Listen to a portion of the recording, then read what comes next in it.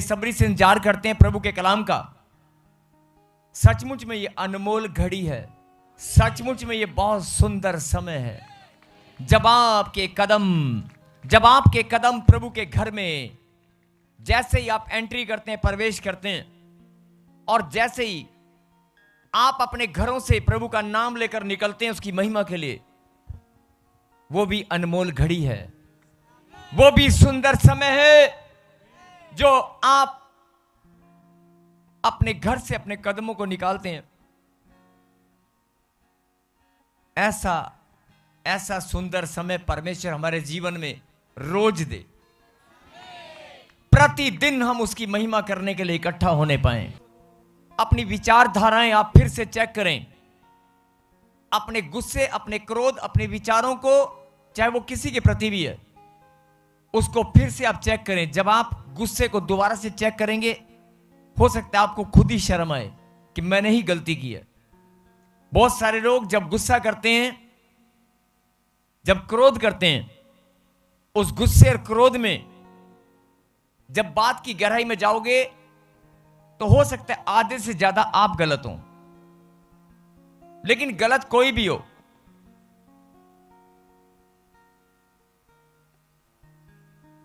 गलत कोई भी हो, गलती किसी की भी हो, परमेश्वर की शिक्षा पर जो बने रहते हैं, प्रभु ने कहा एक दूसरे को माफ करो। प्रभु ने कहा एक दूसरे को माफ करें, एक दूसरे से प्रेम रखें, एक दूसरे से प्रेम रखें, एक दूसरे को माफ करें, जैसा मैंने तुम्हें माफ किया है। तुम्हारे गंदे घिनौने पापों को, तुम्हारी गलतियों और गुनाहों को, तुम्हारे अपराधों को मैंने माफ किया है। 2025 साल पहले अपना बलिदान देकर पाप क्षमा की आशीष तुम्हें गिफ्ट में दी है। पाप क्षमा की आशीष, पाप क्षमा की आशीष बहुत सारी होती हैं, लेकिन एक आशीष है पाप क्षमा की आशीष। उस आशीष के द्वारा मनुष्य के पाप क्षमा होते हैं। जीवन की आशीष, अन्न जल की आशीष, लंबी दीर्घायु की आशीष, अच्छे स्वास्थ्य की आशीष, धन की आशीष, मान सम्मान की आशीष, विदेश यात्रा, ऐसे बहुत सारी आशीषें हैं। थोड़ी वॉइस खोलना बेटे। बहुत सारी आशीषें प्रभु ने आपके जीवन में ठहराई हैं। मैं रिपीट कर रहा हूं, आशीषें बहुत हैं। जब आपकी शादी होती है, जब आपका वंश चलता है, वंश वृद्धि, जब आपका वंश बढ़ता है, वंश वृद्धि की आशीष,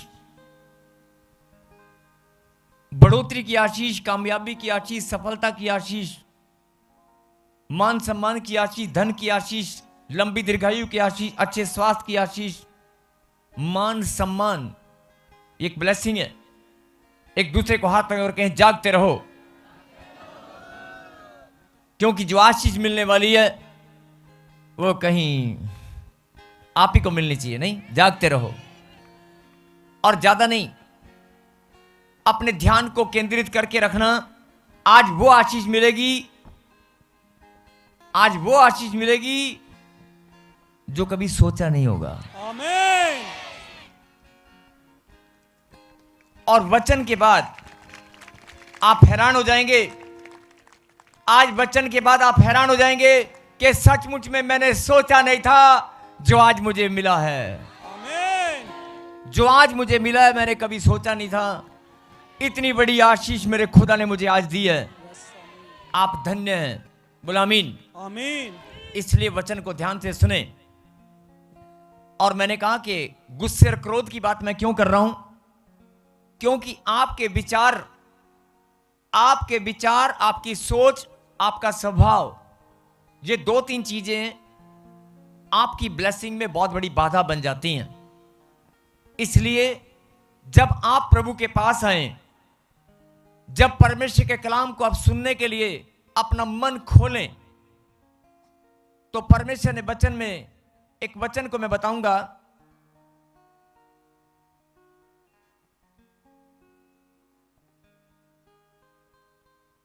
अपने वस्त्र नहीं मन को फाड़ कर मेरे समीप आए।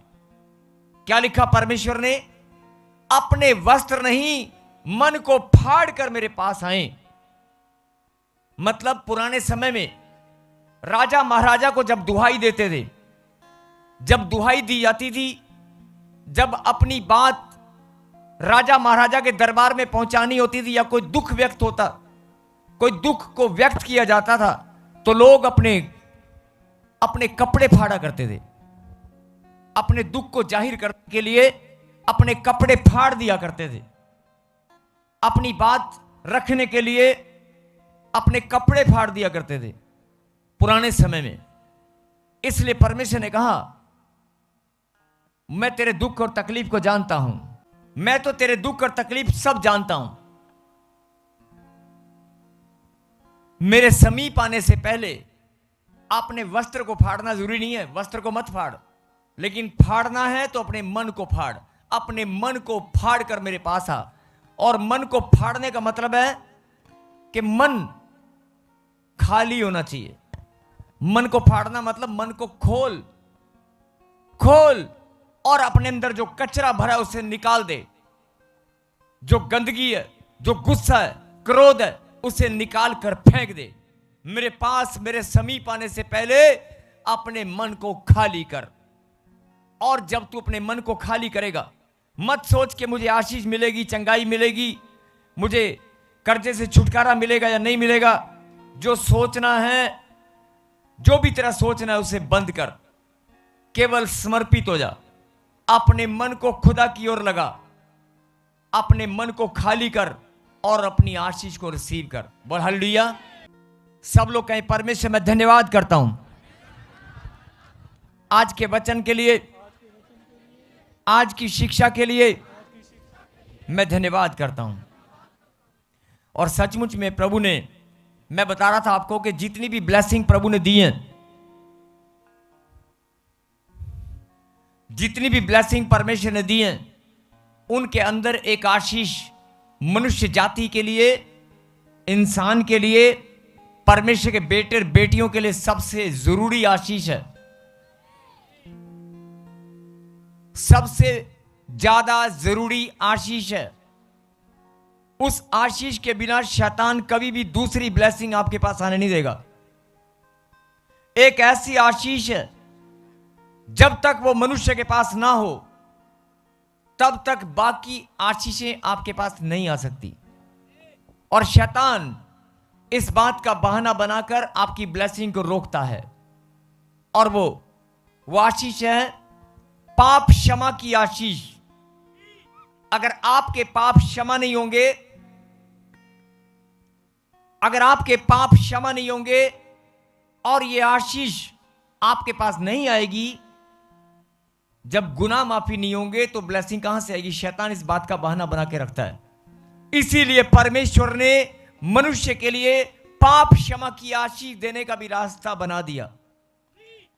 पाप क्षमा की आशीष लिखा कलाम के अंदर, तेरे अपराधों को मैं क्षमा करूंगा, तेरे पापों को मैं ढांप लूंगा और तेरे अधर्म का मैं लेखा भी नहीं लूंगा। भजन संहिता 32 में लिखा है, तेरे अपराधों को मैं क्षमा करूंगा, तेरे पापों को मैं ढांप लूंगा और तेरे अधर्म का मैं लेखा भी नहीं लूंगा। जब मैं तुझे ये गिफ्ट दूंगा, जब मैं तुझे ये वरदान दूंगा, ये गिफ्ट मैं तुझे दूंगा, तेरे सारे पाप क्षमा हो जाएंगे और तेरी गलतियां, जो तेरा अधर्म है, उसका मैं लेखा भी नहीं लूंगा। बोल हालेलुया। हालेलुया। अब आप बताओ, इतनी बड़ी आशीष अगर आप किसी को माफ करते हैं ना, अगर आप किसी को माफ करते हैं, 10 लोगों को बताते हैं मैंने उसको माफ कर दिया, और जब भी वो इंसान सामने आएगा आपके मन में फिर से वो बात आती है, हाँ किया तो इसने बहुत बुरा था लेकिन मैंने माफ कर दिया। लेकिन वो माफ करना नहीं है। अगर माफ कर दिया तो दिल और दिमाग में वो बात नहीं आनी चाहिए। लेकिन होता क्या है, जब आप किसी को माफ करते हैं 10-20 लोगों को आप जरूर बताते हैं, और पता है मैं करता माफ हूं, मैं करता माफ हूं, करता हूं माफ। अगर बता दिया तो फिर फायदा क्या? इसका मतलब सुना रहे हैं। और फिर अगर उस इंसान के पाप माफ हो भी गए, आपने कर भी दिया, अगर वो इंसान आपके सामने आ जाए तो आपके दिमाग में सारी बातें फिर से घूम जाती हैं।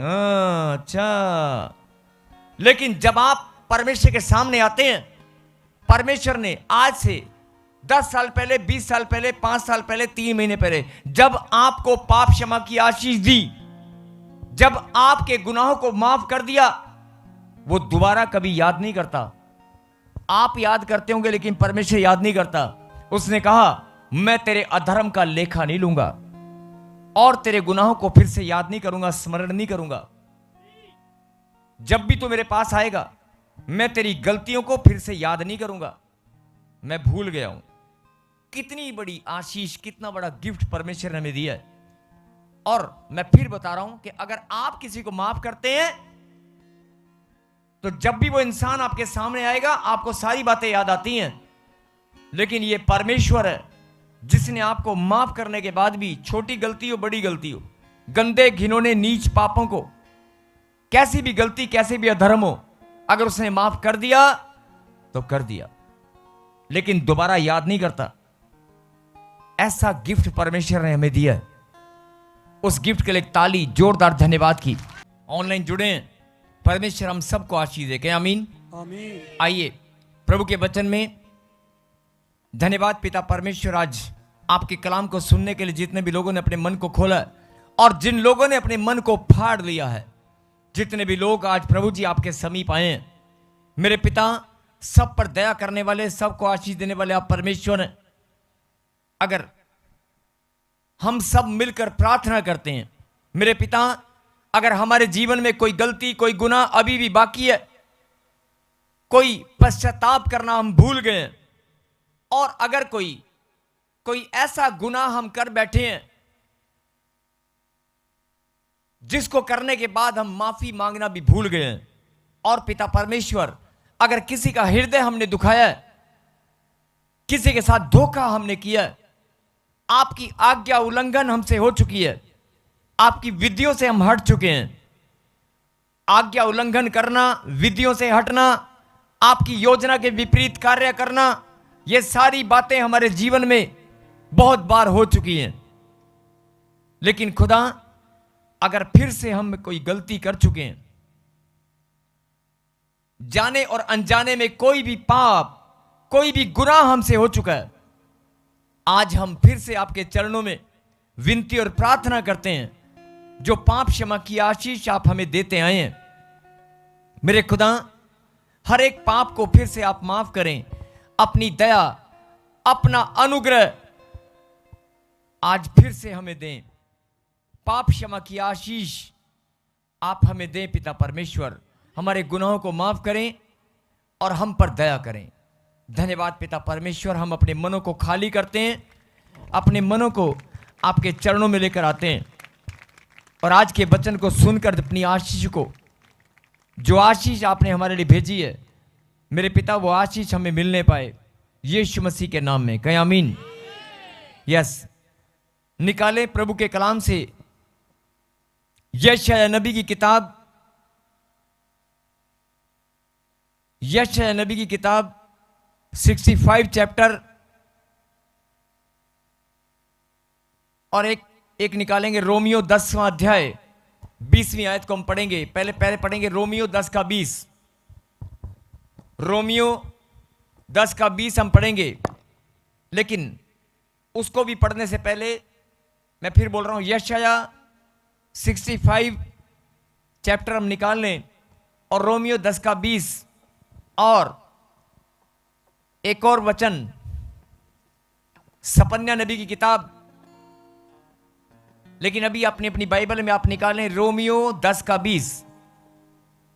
रोमियो 10 का 20 हम निकाल लें, पढ़ना नहीं अभी। रोमियो 10 का 20। लेकिन वचन में चलने से पहले सपन्या नबी की किताब में क्या लिखा मैं आपको बताना चाहता हूं। सपन्या 2 का 3 में क्या लिखा? हे पृथ्वी के सब नम्र लोगों, सब लोग ध्यान से सुने, जो वचन परमेश्वर ने आपके लिए भेजा है वो रोमियो 10:20 है, लेकिन एक और वचन परमेश्वर ने आपके लिए जो भेजा है पहले उसे सुने। सपन्या नबी बहुत बड़े भविष्यवक्ता हैं, उन्होंने सपन्या 2:3 में क्या लिखा? हे पृथ्वी के सब नम्र लोगों, हे पृथ्वी के सब नम्र लोगों, हे यहोवा के नियमों को मानने वालों, हे पृथ्वी के सब नम्र लोगों और यहोवा के नियमों को मानने वालों, धर्म को ढूंढो, नम्रता को ढूंढो, धर्म को ढूंढो, नम्रता को ढूंढो। संभव है, हे पृथ्वी के नम्र लोगों और यहोवा के नियमों को मानने वालों। यहां पर दो लोगों की बात हो रही है, जो पृथ्वी के नम्र लोग हैं। वचन में लिखा जो नम्र और दीन है वो पृथ्वी के अधिकारी होंगे। पृथ्वी के नम्र लोगों के लिए यहां पर एक बात कही गई है कि हे नम्र लोगों और यहोवा के नियमों को मानने वालों, परमेश्वर के नियमों को मानने वाले लोग, धर्म को ढूंढो,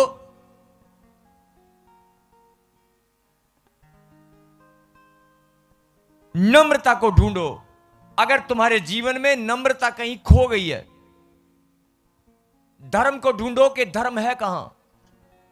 बहुत सारे लोग अपनी जाति और अपने धर्म को धर्म समझते हैं, लेकिन परमेश्वर ने कहा कोई बात नहीं, जो भी तेरा धर्म है जिसको तू मानता आया है, कोई बात नहीं, वो तू जानता है कि तेरा धर्म है, लेकिन मैं भी तुझे कुछ बताना चाहता हूं। मैंने भी एक धर्म को ठहराया है पृथ्वी के ऊपर। तूने 50 धर्म बनाए होंगे, 20 धर्म बनाए होंगे, हजारों तरह के धर्म और नियम तूने बनाए होंगे, लेकिन मैं तो एक ही धर्म को जानता हूं। और उस धर्म का चिन्ह है नम्रता, प्रेम और भलाई। परमेश्वर एक ही धर्म को जानते हैं, वो नम्रता, दीनता, भलाई और प्रेम जिसके अंदर है वो परमेश्वर का धर्म है। आप किस धर्म से हैं, किस समाज से हैं, आप किस जाति से हैं, परमेश्वर को इससे कोई लेना देना नहीं है। इसीलिए परमेश्वर ने आज वचन में आपके लिए भेजा है सपन्या नबी 2:3 में कि हे पृथ्वी के सब नम्र लोगों, हे पृथ्वी के सब नम्र लोगों, यहोवा के नियमों को मानने वालों, धर्म को ढूंढो, नम्रता को ढूंढो। अगर धर्म को ढूंढोगे, नम्रता को ढूंढोगे, कई लोग कहेंगे धर्म लो, धर्म तो हमारे पास है, हम तो अपने धर्म को जानते हैं। परमेश्वर बोलता है जिस धर्म से तू आया है मैं उसे नहीं जानता। इसलिए जो मेरा धर्म है उसे ढूंढ ले, जो मेरा धर्म है उसे ढूंढ ले, जो मेरा धर्म है उसे खोज ले। और मेरे धर्म की पहचान मैंने तुझे बता दी। धर्म को ढूंढो, नम्रता को ढूंढो। धर्म और नम्रता को ढूंढते ही क्या लिखा? संभव है तुम यहोवा के क्रोध के दिन में शरण पाओगे। अगर प्रभु का क्रोध भी भड़केगा लेकिन तुम उसके पास शरण पाओगे, तुम्हारे ऊपर क्रोध नहीं आएगा। जैसे कि उदाहरण के लिए जब कोरोना वायरस आया, जब कोरोना आया, बहुत सारे लोग साथ छोड़कर चले गए। कोई भी विपत्ति, कोई भी प्रॉब्लम आने से पहले परमेश्वर ने आपके लिए ये वचन भेजा है कि अभी भी तेरे जीवन में जो परमेश्वर का धर्म है उसे ढूंढ ले, जो परमेश्वर का धर्म है उसे खोज ले, और वो नम्रता, भलाई और दीनता से मिलता है। और अगर तुझे ये बात समझ में आ चुकी है, 10 से 15 मिनट की बात और बड़ी गहरी बात है, जरा ध्यान से सुनना। जो लोग परमेश्वर के खोजी हैं, जो लोग बोलते हैं कि मुझे परमेश्वर कभी जीवन में नहीं मिला, जो लोग बोलते हैं कि मैं परमेश्वर को ढूंढना चाहता हूं, जो लोग बोलते हैं कि परमेश्वर मैं तेरा खोजी हूं, मैं तुझे ढूंढ रहा हूं, 3 साल से 4 साल से बहुत सारे लोग तपस्या करते हैं, उपवास और प्रार्थनाएं करते हैं, बड़ी लंबी चौड़ी उपवास और प्रार्थनाएं करने वाले लोग, अलग अलग स्थानों पर जाकर परमेश्वर को खोजने वाले लोग। आज आपको परमेश्वर ने एक संदेश भेजा है, मुझे खोजने की जरूरत नहीं है। अगर तू मेरी बात को समझ जाएगा, अगर तू मेरी बात को समझ जाएगा, तो तेरा भटकना, तेरा ढूंढना उसी समय खत्म हो जाएगा और तू मेरे दर्शनों को पाएगा। सपन्या नबी ने इस वचन में बड़ा चिन्ह बताया। संभव है तुम यहोवा के क्रोध के दिन में शरण पाओ। अगर कोई प्रभु का क्रोध भी आ गया तो शरण तुम ही पाओगे, मतलब विपत्ति कोई भी होगी, लेकिन तुम प्रभु के हाथ के, बलवंत हाथ के नीचे सुरक्षित रहोगे। बोला आमीन। और आप जानते हैं कि बाइबल बताती कि आने वाले समय में बहुत सारी विपत्तियां आने वाली हैं। कहें आमीन। अब निकाले प्रभु के वचन से रोमियो किताब और 10 का 20। और आप सबसे मैं विनती करता हूं कि अपने ध्यान को भटकने मत देना, अपने ध्यान को भटकने मत देना। जिंदगी पड़ी है बातचीत करने के लिए, जिंदगी पड़ी है फेसबुक चलाने के लिए, जिंदगी पड़ी है ठट्ठा उड़ाने के लिए, जिंदगी पड़ी है मजाक करने के लिए। बहुत लंबा समय परमेश्वर ने आपके जीवन में दिया है, गप्पे मारने के लिए, घूमने फिरने के लिए, खाने पीने के लिए। एक दूसरे को हाथ लगाएं और कहें जागते रहो। जागना बहुत जरूरी है। जिंदगी पड़ी है सोने के लिए, सोते रहना। लेकिन जो समय, जो वचन परमेश्वर ने आज आपके लिए भेजा है, जो परमेश्वर आपके दिल में अपनी बात को स्थिर करना चाहते हैं, जो गहरी बात परमेश्वर तुझे समझाना चाहते हैं, सुन ले। अगर तू मेरी बेटी है, अगर तू मेरा बेटा है, जिसके कान हो वो सुन ले और जिसकी आंखें वो देख ले। परमेश्वर यहोवा आपसे कुछ कहता है। रोमियो 10 का 20। लेकिन इस वचन में जाने से पहले अभी मैंने क्या बताया कि सपन्या नबी, यहोवा के क्रोध के दिन तुम शरण पाओ। अब एक और वचन में हम चलेंगे, रोमियो 10 का 20 पढ़ेंगे। फिर यशाया बड़े ही आव के साथ कहता है, जो मुझे नहीं ढूंढते थे उन्होंने मुझे पा लिया, और जो मुझे पूछते भी ना थे उन पर मैं प्रकट हो गया। बोल हालेलुया। हालेलुया।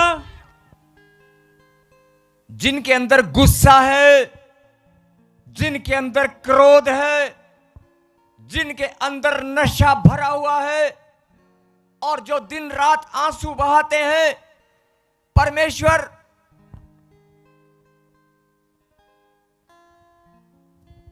दिन रात आंसू बहाने वाली बहनें कि मेरा बच्चा, मेरा पति कब बदलेगा।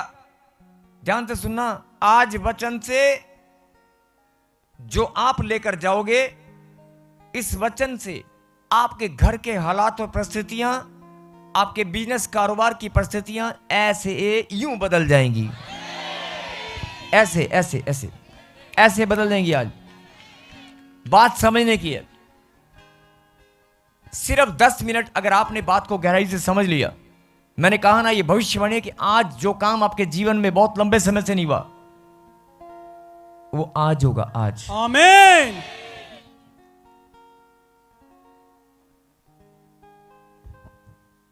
फिर यशाया बड़े हियाव के साथ कहता है।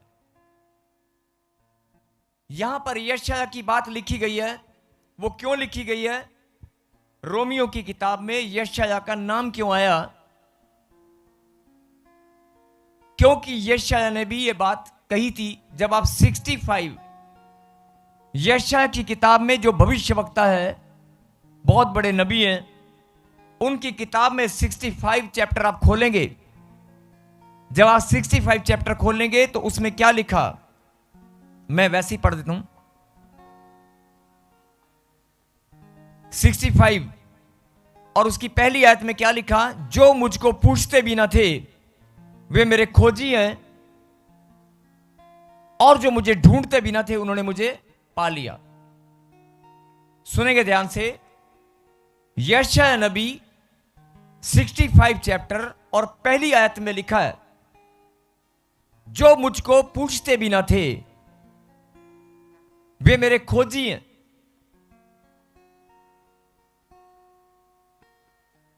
जो मुझे पूछते भी ना थे वे मेरे खोजी हैं।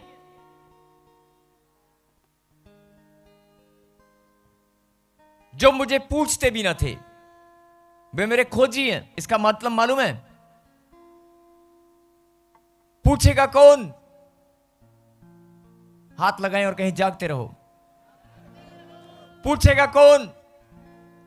पूछेगा कौन? जो जानता होगा।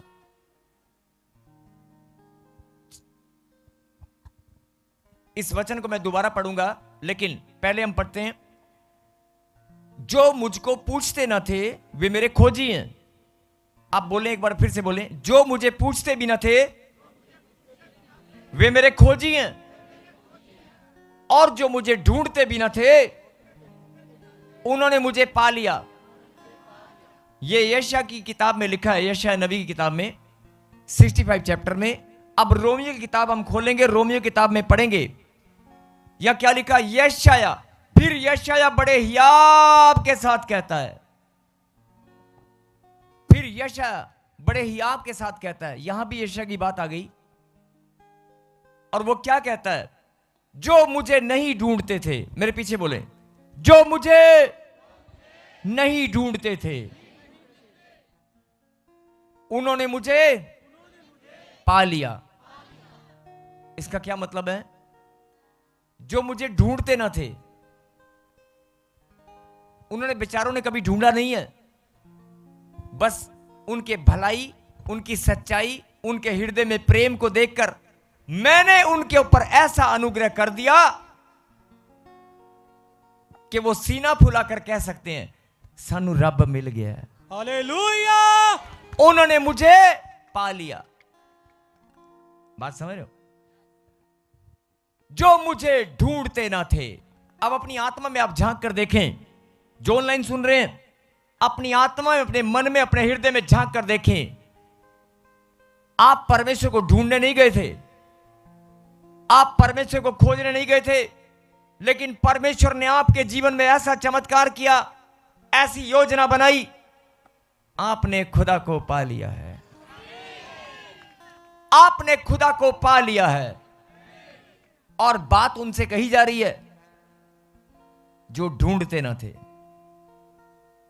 ये बात उनसे कही जो ढूंढते ना थे।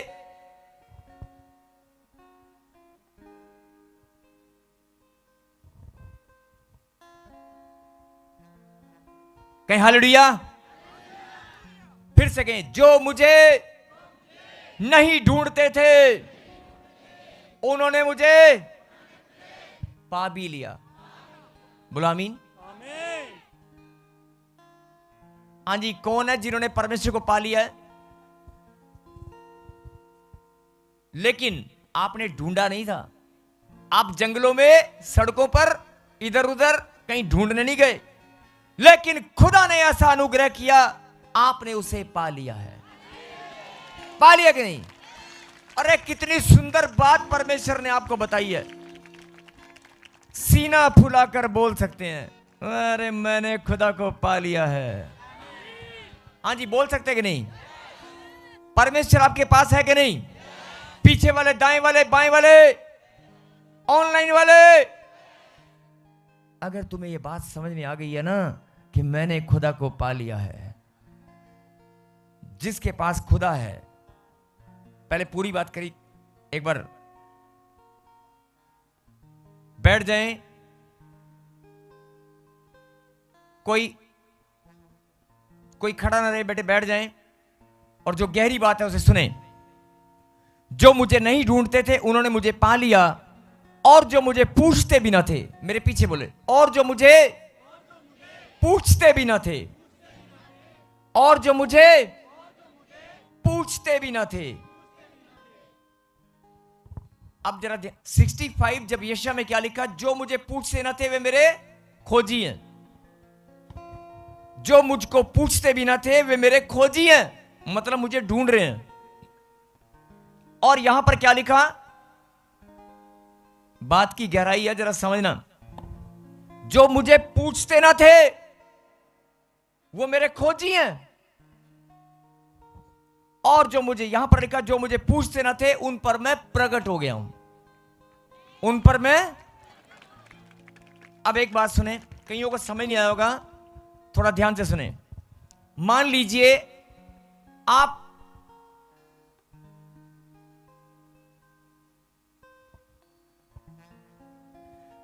आप किसी शहर में बस स्टैंड पर कहीं सफर करके आए और बस से उतरते हैं, वहां पर आपको कोई लेने आने वाला, आपकी बहन या आपका भाई। आप बस स्टॉप पर उतरते ही सबसे पहले क्या ढूंढेंगे? आपकी आंखें, अनजान शहर में आप उतर गए हैं, आपकी आंखें क्या ढूंढेंगी? बताओ, क्या ढूंढेंगी? भीड़ में, गेट की ओर, जो भीड़ बस स्टैंड पर दौड़ रही है, आपकी आंखें क्या ढूंढेगी? एक भाई आपको लेने आने वाला है, आपकी आंखें उसे ढूंढेगी कि नहीं? अरे ध्यान से सुनना, भीड़ में जब आप बस से उतरते हैं, आपको पता है कि आपका भाई, आपकी मम्मी या आपकी बहन आपको लेने आने वाली है। फोन पे बात हुआ था कि जब तू बस से उतरेगी मैं तुझे बस स्टैंड पे मिलूंगा। लाखों की भीड़ हो चाहे हजारों की, आपकी आंखें उसे ढूंढेगी कि नहीं? ढूंढेगी कि नहीं? ढूंढेगी ना। और अचानक जिसको आप जानते होंगे, जिसके आप खोजी होंगे, उसे ढूंढोगे ना। और यहां पर एक बात क्या लिखी, जो मुझे पूछते भी ना थे। अब बस स्टैंड पे उतरते ही अचानक कोई भाई आपको मिल गया, क्या वो आपको पूछेगा? वो आपको जानता नहीं है, आप उसे नहीं जानते हो। एक अनजान आदमी आपको भीड़ में, बाजार में मिल गया, आप उससे बात करेंगे? आप उससे पूछेंगे, हेलो भाई कैसे हो, कहां से आए हो? पूछेगा कौन? जो जानता होगा। पूछेगा कौन? मेरे पीछे बोले, पूछेगा कौन? जो जानता होगा। रिपीट करना इस बात को फिर से, पूछेगा कौन? जो जानता होगा। पूछेगा कौन? जो जानता होगा। और जो जानता नहीं होगा वो नहीं पूछेगा। समझ में आ गई? फिर से कहें, पूछेगा कौन? जो जानता होगा। अब यहां पर परमेश्वर क्या बोल रहे हैं, अभी आप देखना कितने आनंद के साथ भरकर प्रभु की महिमा करने वाले हैं।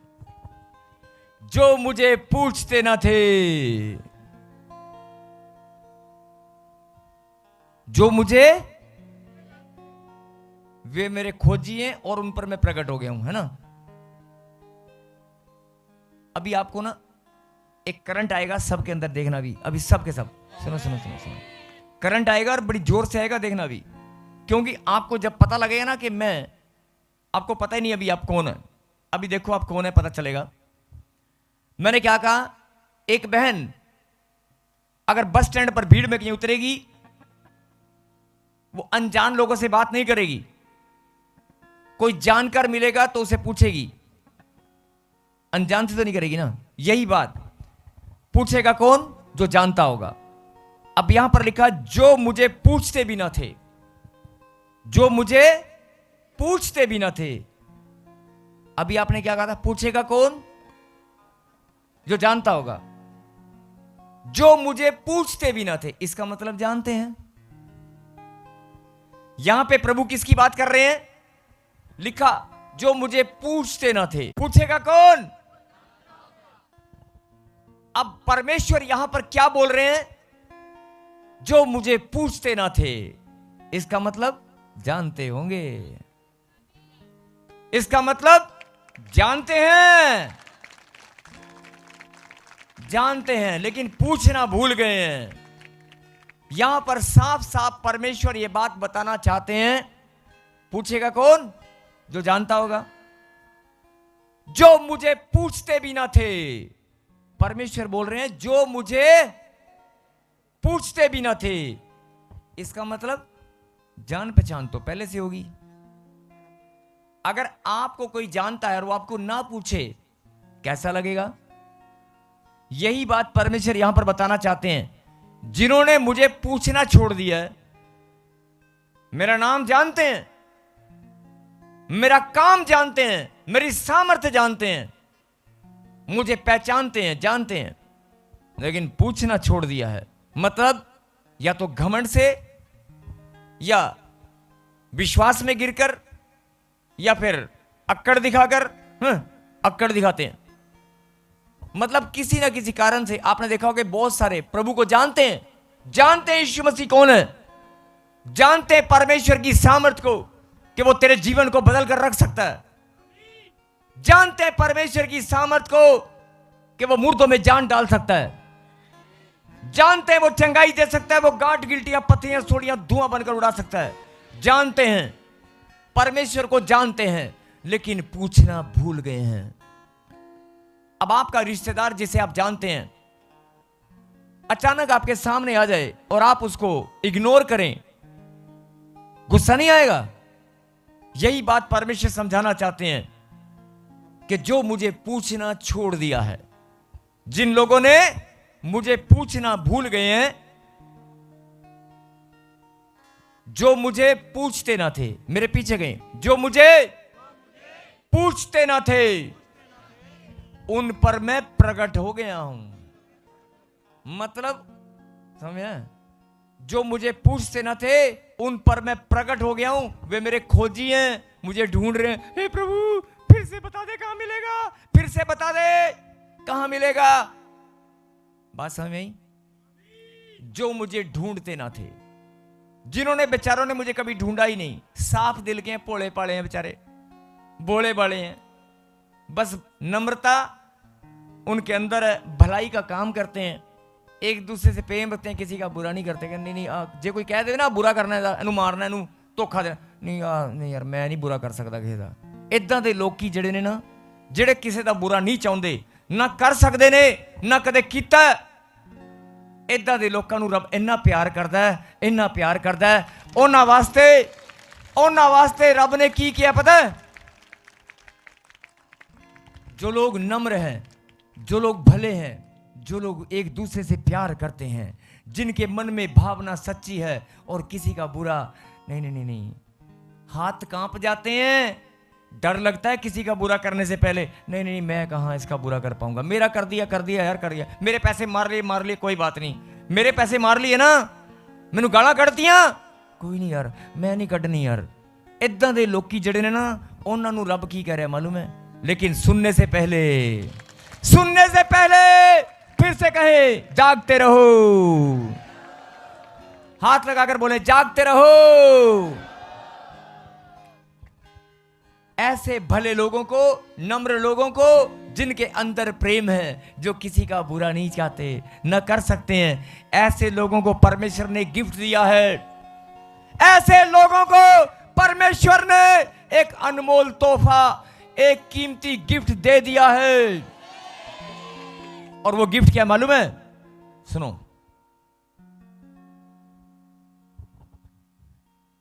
जो मुझे नहीं ढूंढते थे, जो मुझे नहीं ढूंढते थे, उन्होंने बेचारे ने पता ही नहीं रब किथे है, उन्होंने मुझे पा भी लिया है।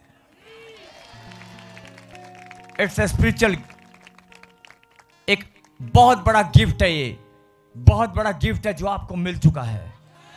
अभी बहुत सारी दुनिया अंधकार में, और परमेश्वर को खोजने में लगी है। परमेश्वर के खोजी बनकर बैठ रहे हैं, कोई इधर ढूंढ रहा है, कोई इधर ढूंढ रहा है।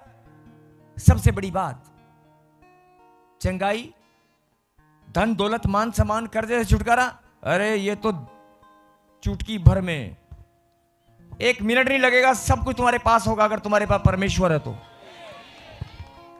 जो मुझे ढूंढते ना थे, जो मुझे ढूंढते ना थे, उन्होंने मुझे पा भी लिया। ਉਹਨਾਂ ਦੇ दिल विच बसदा मैं। जो मुझे ढूंढते ना थे, उन्होंने मुझे पा भी लिया और उनके दिलों में मैं बसता हूं। अगर आपके दिल में खुदा बसता है तो मेरी आवाज आज आपके दिलों को टच करेगी, आपके हृदय में करंट आएगा। अगर आपके हृदय में खुदा बसता है, आपने अगर खुदा को पा लिया है, आपकी बॉडी अभी कांप जाएगी, आपको वाइब्रेशन महसूस होगी, खुदा की सामर्थ छुएगी। अरे पा लिया कि नहीं? आपको खुदा अभी अनुभूति, खुदा की अनुभूति महसूस होगी, उसकी प्रेजेंस अभी के अभी महसूस होगी। Touch touch touch, Holi spirit, पवित्र आत्मा छू ले और बता दे ये वो बच्चे हैं जिन्होंने मुझे पा लिया है। मालूम है आपको कितना बड़ा गिफ्ट है ये? आप दुनिया जंगलों में 10-10, 20-20 साल तपस्याओं में भूखे प्यासे रहकर परमेश्वर को खोजने में लगे रहे, लेकिन तुमने चुटकी भर में पा लिया। लिखा, जो मुझे ढूंढते ना थे, चाहे बहाना कुछ भी बना हो, चाहे बहाना कैसा भी बनाओ, लेकिन आप वो लोग हैं जिन्होंने परमेश्वर को पा लिया है। आमीन। आप वो लोग हैं जिनके दिलों में परमेश्वर बसता है। आमीन। आप वो लोग हैं जिनको लाखों की भीड़ में से परमेश्वर ने चुनकर अलग किया है। आमीन। ये बताने के लिए, ये वो लोग हैं जिन्होंने मुझे ढूंढा नहीं, ये वो लोग हैं जिन्होंने मुझे ढूंढा नहीं लेकिन पा लिया है। और एक तरफ वो लोग हैं, एक तरफ वो लोग हैं जो मुझे पहले से जानते थे, पहले से जानते थे, लेकिन पूछना भूल गए हैं, मेरी महिमा करना भूल गए हैं, मेरा नाम, मेरा सिमरन करना भूल गए हैं। ऐसे भी लोग हैं जो मुझे पूछना भूल गए हैं। पूछेगा कौन? जो जानता होगा। पूछेगा कौन? समझ में आई बात? क्या लिखा? जो मुझे ढूंढते ना थे, उन्होंने मुझे। अब आपको देखना आप कौन सी कैटेगरी में आते हैं, आपको देखना कि आप कौन सी जगह पर खड़े हैं। जो मुझे ढूंढते ना थे, उन्होंने मुझे पा लिया है। और जो मुझे पूछते ना थे, इसका मतलब जानते हैं, जानते हैं, जानबूझकर भी, जानने के बाद भी परमेश्वर की महिमा करना, उसके विश्वास में गिरना, उसके विश्वास से दूरी बनाना, उसके नाम पर उंगली उठाना, कुछ ना कुछ तो कर रहे हैं। जो मुझे पूछते ना थे, 2 बातें परमेश्वर ने कही हैं। कहीं तुम उस कैटेगरी में तो नहीं आते हो? जो मुझे पूछते ना थे, उन पर मैं प्रकट हो गया हूं। उनकी मजबूरी हो गई है, मैं प्रकट हो गया उनके जीवन में। बेटे मैं ही हूं परमेश्वर, मैं खड़ा हूं यहां पर। हालेलुया। मैं हूं, मैं हूं। उनकी मजबूरी हो गई है, घुटना, मैं प्रकट हो गया उनके जीवन में। बेटे मैं ही हूं, चारों तरफ घूम के जहां मर्जी चक्कर काट ले, आना यहीं पड़ेगा। मैं ही परमेश्वर हूं, मैं परमेश्वर हूं और मैं तेरे जीवन में, तेरे पापों से, तेरे दुख तकलीफों से छुटकारा देने वाला मैं ही हूं। जहां मर्जी चला जा, घूम फिर आएगा मेरे पास ही। मैं प्रकट हो गया हूं तेरे जीवन में, जिसने मुझे पूछा नहीं। और यशायाह ने एक बात और कही, जो मुझे पूछते न थे वे मेरे खोजी हैं। इसका मतलब पहले पूछना भूल गए, अक्कड़ में आकर चर्च में जाते हुए इतना टाइम हो गया, प्रभु की महिमा करते हुए इतना टाइम हो गया, उपवास प्रार्थना करते हुए टाइम हो गया। अरे 10 साल हो गए बच्चा नहीं मिला, 5 साल हो गए मकान नहीं बना, मुझे तो नौकरी नहीं मिली, सबको मिलता है मुझे नहीं मिला, मैं नहीं चढ़ जाऊंगा, मैं नहीं जाऊंगा। जानते थे, पूछना भूल गए हैं, कौन सी कैटेगरी में चले गए हैं, अपना दल बदल लिया है। जिन्होंने दल बदल लिया है, प्रभु ने क्या कहा, अगर तुम्हारा दल बदला गया है तो तुम्हारे जीवन में मैं प्रकट हो जाऊंगा, तुम्हारी मजबूरी हो जाएगी, नंबर 1। और नंबर 2, मेरे खोजी बन जाओगे। खोजी बनना मतलब है जगह जगह ढूंढोगे, परमेश्वर जो गलती होगी माफ कर, एक बार फिर से मिल लेना, एक बार फिर से मिल ले, एक बार फिर से बताना तू कहाँ है, कहाँ है, कौन सी चर्च में है, यहाँ है, मैं यहाँ भी आ जाऊंगा, बता देना प्रभु मैं तेरा खोजी हूँ, मैं तेरा खोजी हूँ, मैं तेरा डरवैया हूँ, प्रभु फिर से दया कर। ये कैंसर निकला है, HIV निकल आई है, मेरा कर्जा, मेरी बच्ची, मेरे को डॉक्टर ने, मेरे बेटे को, मेरी बेटी को डॉक्टर ने जवाब दे दिया है, परमेश्वर मुझ पे दया कर, मैं फिर से तेरे पास आया हूँ, फिर से। वो फिर से वाले लोग, फिर से वाली नौबत ना आए, मेरा हस्बैंड, फिर से वाली नौबत ना आए। बात की गहराई को समझो और अपनी प्रेजेंस को महसूस करो। आप कौन सी पार्टी में हैं, आप कौन से दल में हैं, आप कौन से स्थान पर खड़े हैं परमेश्वर की नजर में। अपनी आत्मा में झांक कर देखो। फिर से सुने, जो मुझे ढूंढते ना थे उन्होंने पा भी लिया है, उनके दिलों में मैं बसता हूं। और जो मुझे पूछते ना थे, घमंडी और अक्कड़ वाले लोग, डायलॉग मारने वाले लोग, दोष लगाने वाले लोग, उंगली उठाने वाले लोग, ठट्ठा करने वाले लोग, वचन का अपमान करने वाले लोग, ऐसे लोगों को परमेश्वर बोलता है मेरे खोजी बनना पड़ेगा। जो मुझे ढूंढते ना थे उन्होंने मुझे पा लिया है। आपने ढूंढा नहीं है, कोई पकड़कर गलती से ले आया, किसी ने सुसमाचार सुना दिया, किसी ने तुम्हें सुसमाचार सुना दिया और तुम्हारा मन बदल गया है।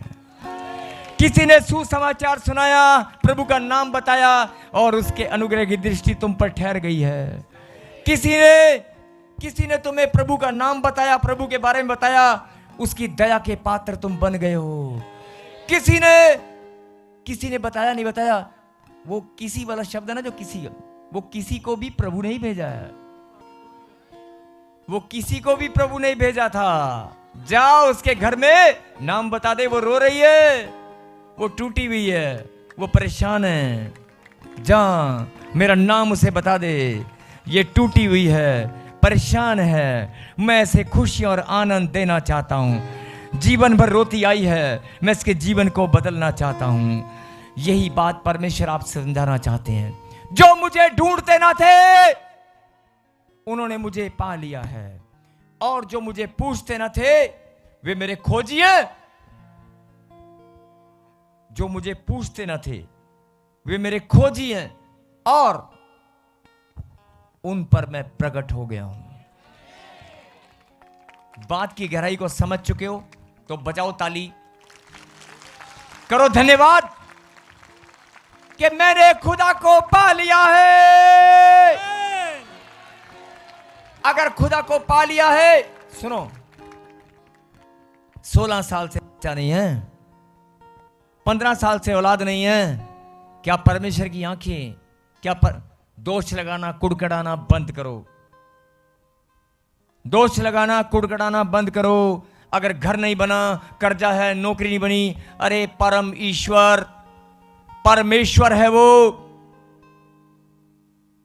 जिसने तेरे शरीर की रचना की है, जिसने तेरे अंदर प्राणों को डाला है, जो मुर्दों में जान डालने में सामर्थ्य है, जिसके चमत्कार तुम देखते आए हो, जिसके नाम सुनते ही बीमारियां गायब हो जाती हैं, जिसका नाम सुनते ही जिंदगी बदल जाती है, उसका नाम में वो सामर्थ्य है। उसका नाम तेरे होठों पर आते ही, उसका नाम तेरे होठों पर आते ही बंधन खुल जाते हैं। उसका नाम जैसे ही तेरे होठों पर आएगा, दुष्ट आत्माएं चिल्लाएंगी। जैसे ही उसके नाम को तू अपने होठों पर लेकर आएगा, उसके नाम में वो सामर्थ्य है, उसके नाम में वो सच्चाई है। परमेश्वर बोलता है जिन्होंने, सुन लो मेरी बेटी मेरे बेटे, पीछे वाले दाएं वाले ऑनलाइन वालों, जिन्होंने मुझे पा लिया है। आपने कहावत सुनी होगी, एक म्यान में दो तलवार नहीं रह सकती। अरे ये डायलॉग तुमने बहुत मारा होगा, बहुत सुना होगा, एक म्यान में दो तलवार नहीं रह सकती। अरे जिस शरीर में, जिसके दिल में, जिसके घर में मेरा नाम हो, वहां कर्जा बीमारी कैसे रह सकती है? नहीं रहेगी। जिन्होंने मुझे पा लिया है, अपनी आत्मा में चेक करें, क्या परमेश्वर को तुमने पा लिया है? अगर पा लिया है, वो तुम्हारे दिलों में बसता है, जिसका नाम यीशु नासरी है, तो तुम्हारे घर से बीमारी, प्रॉब्लम, समस्याएं, कर्जा, लड़ाई झगड़ा, बीमारी, नशा, नशे की बोतल, अरे जर्दे की पुड़िया, धुआं बनकर उड़ेगी, आग लगेगी आग। आमीन। अरे कर्जा अभी के अभी उड़ जाएगा। जहां परमेश्वर की उपस्थिति है वहां गंदगी नहीं होती। जहां परमेश्वर की उपस्थिति वहां गंदगी नहीं होती। और एक बात ध्यान से सुनना, लास्ट बात है ये, उसके बाद हम प्रार्थना करेंगे। एक बहन ने बड़े धूमधाम से मुहूर्त किया है अपनी कोठी का, बड़े खूब सारे पैसे लगाकर आलीशान बंगला बनाया है और महंगी महंगी टाइलें लगाई हैं और एक काम वाली 10,000 रुपये महीना में सफाई करने वाली लगाई है। और वह सफाई करने वाली अभी झाड़ू पोछा करके टाइलों को चमकाकर जैसी वो बाहर निकलती है, 5 मिनट बाद कोई अंदर आता है, बेल बजाता है, वो बहन कहती है, अच्छा भैया आ जाओ आ जाओ आ जाओ। जैसे ही वो अंदर जाता है उसको सोफे बिठाती है, चाय लोगे? भैया क्या लोगे, आप बड़े दिनों बाद आए हो, आप तो मेरे घर में देखो। कहता वाह बड़ा सुंदर घर है, बड़ा सुंदर घर है। और बहन कहती हाँ अभी तो तुझे और भी दिखाऊंगी, घबरा मत, पहले बता चाय लेगा क्या लेगा? वो कहता चाय, चाय लूंगा बहन, या जो तेरा मन करे, कुछ भी नहीं, तू बता चाय। जैसी आप चाय के लिए, अच्छा ठीक है मैं चाय बनाती हूं। आपके नाक में ना, जैसे ही आप खड़े हुए अचानक से नाक में कोई गंदी बदबू आ रही है। मेरे घर में गंदी बदबू? आपका ध्यान उसके जूतों की ओर जाता है, नीचे सड़ा हुआ गोबर लगा हुआ है। आप चाय पूछोगे? चाय पूछोगे? क्या बोलोगे? अबे निकल, चल खड़ा हो, इतनी महंगी टाइलें, इतना बड़ा। भाई तू गुस्सा करना कर, पहले बाहर निकल, दोबारा पोछा लगाना पड़ेगा मुझे, मैं नहीं पिलाऊंगी तुझे चाय, चल बाहर निकल, अपने जूते उतार, जाने चाह, लेकिन दोबारा सारा घर सड़ा के रख दिया तूने, मेरा गंदी बदबू गोबर की। उसने कहा बहन मैं क्या करूं, मेरा तो गलती से पैर लग गया था। गलती से पैर हर इंसान का पाप में चला जाता है, हर एक इंसान का पांव गंदा हो जाता है, सोच विचार गंदे हो जाते हैं, कुछ भी हो सकता है, नहीं पता चलता। अगर एक इंसान के घर में इतनी शुद्धता है, आपके पांव की गंदगी उसे नजर आती है और बर्दाश्त नहीं कर सकती, वो परमेश्वर जब आपके दिल में आएगा, जब आपके अंदर आएगा, क्या गंदगी बर्दाश्त करेगा? इसलिए अपने दिलों को, अपने मन को, अपने शरीरों को पवित्र बनाओ। अगर परमेश्वर की उपस्थिति, जो लोग कहते हैं मैंने पा लिया है, अरे पा लिया भी, तेरे को कार्ड मिला है, अब वो तो चाहता कि मैं अंदर आऊं, लेकिन अंदर गंदगी इतनी भरी हुई है, वो गंदगी कौन साफ करेगा? बात समझ में आई? अगर समझ में आ गई है ना, तो आज से अपने मनों को, अपने शरीर, अपनी देह प्राणात्मा को शुद्ध करो। बोलो हे परमेश्वर, आपके वचन में लिखा है तुम भी पवित्र बनो जैसे मैं पवित्र हूं। बोलो आमीन। अगर तुम पवित्र बनोगे तो सचमुच में परमेश्वर की उपस्थिति तुम्हारे अंदर होगी। और जो लोग बोलते हैं ना गांठ, गिल्टियां, पथरियां, रसोलियां, मैंने कहा ना एक म्यान में दो तलवारें नहीं रह सकती। परमेश्वर का नाम अगर तुम्हारे अंदर है तो बीमारी, कर्जा, प्रॉब्लम यार कैसे रहेगी? समझ में नहीं आया? लेकिन अगर घुस गई है, इसका मतलब कोई कमी है, इसका मतलब प्रार्थना में कमी है, इसका मतलब विश्वास में कमी है, इसका मतलब कोई दिमाग में कुछ घुसा हुआ है। अभी भी फैसला कर, बोलो परमेश्वर। सच्चे मन से बोलना, कोई नकली का नाटक नहीं करेगा। बोलो परमेश्वर, मैं अपने आप को आपके पवित्र लहू से आज शुद्ध करता हूं। आपके पवित्र लहू से मैं अपने शरीर और मन को शुद्ध करता हूं। सोच और विचार को मैं शुद्ध करता हूं, मैं पवित्र हो चुका हूं। मेरे पिता अपनी दया, अपना अनुग्रह मुझ पर और बढ़ा।